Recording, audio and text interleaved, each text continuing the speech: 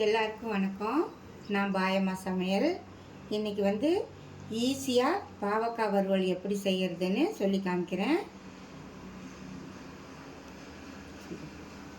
பாவக்காவை ஒரு 2 பாவக்காய் சின்ன சின்னதாக எடுத்துக்கோங்க. அதில் 2 டீஸ்பூன் நான் தயிர் ஊற்றிருக்கேன். அதை நல்லா இப்படி பிசைஞ்சு வச்சுக்கோங்க.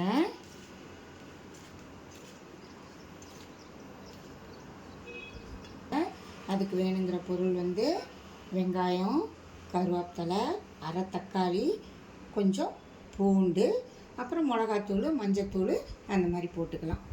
இப்போ நான் செய்ய போகிறேன். அடுப்பை பற்ற வச்சுக்கோங்க. நல்லெண்ணெய் கொஞ்சம் அதிகமாக ஊற்றிக்கோங்க. ஏன்னா பாவக்காய் அப்போ தான் நல்லா வணங்கும்.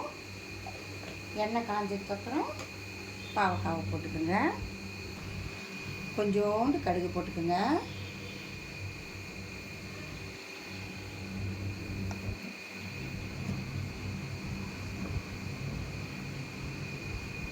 அதுக்கப்புறம் கொஞ்சம் ஜீரகம் போட்டுக்கோங்க.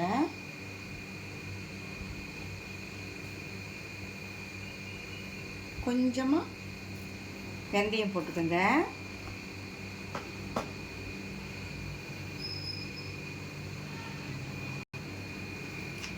இப்போ இந்த பாவக்காவை போட்டுக்கோங்க. தயிரோடு பிசைஞ்சு வச்சுருக்கேன். இந்த பாவக்காவை போட்டுக்கோங்க.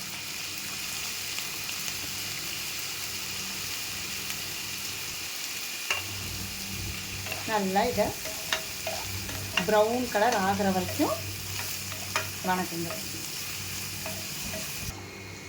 இந்த அளவுக்கு வணங்கிடுச்சு. இப்போ இதை எடுத்து நீங்கள் தனியாக எடுத்து வச்சுக்கோங்க.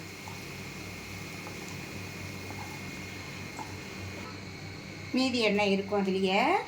அதில் இந்த பாருங்க பூண்டு, இந்த பூண்டை போட்டுக்கோங்க. பூண்டை போட்டு நல்லா வணக்கிடுங்க.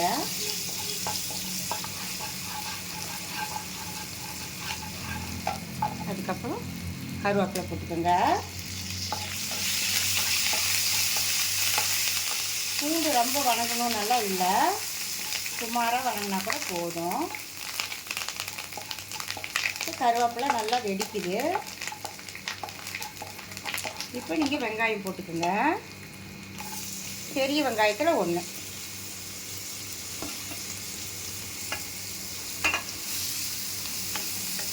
இதை நல்லா நீங்கள் வணக்கணும். இப்போ நீங்கள் அரைவாசி தக்காளி எடுத்து வச்சுருக்கோம் இல்லையா, அதையும் போட்டுக்கோங்க. போட்டுட்டு இந்த ஒரு வணக்கிட்டு இப்போ நீங்கள் மிளகாத்தூள் போடணும்.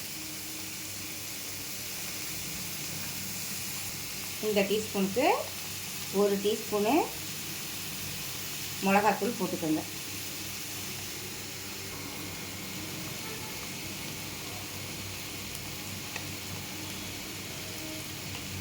பாவக்காயிலேயே மஞ்சத்தூள் போடணும், நான் மறந்துட்டேன். அதனால் நீங்கள் இப்போ இதில் போட்டுக்கோங்க. ஒரு அரை டீஸ்பூன் அளவுக்கு போட்டுக்கோங்க.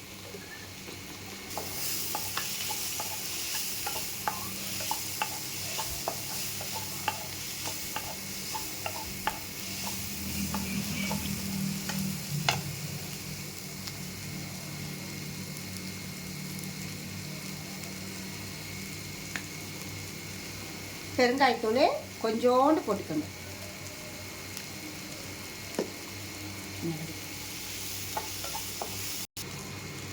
மிளகுத்தூள் கொஞ்சம் போட்டுக்கோங்க. இந்த அளவுக்கு.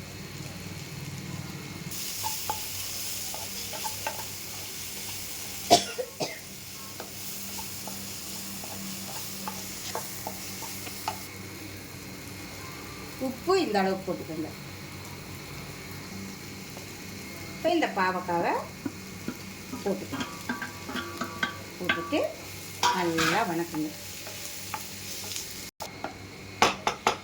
இப்போ இந்த மாதிரி ஆயிடும். அவ்வளோதான், ரெடி ஆயிடுச்சு பாவக்காய் வறுவல். செஞ்சுட்டு எனக்கு சப்ஸ்கிரைப் பண்ணுங்கள், லைக் பண்ணுங்கள். தேங்க்யூ.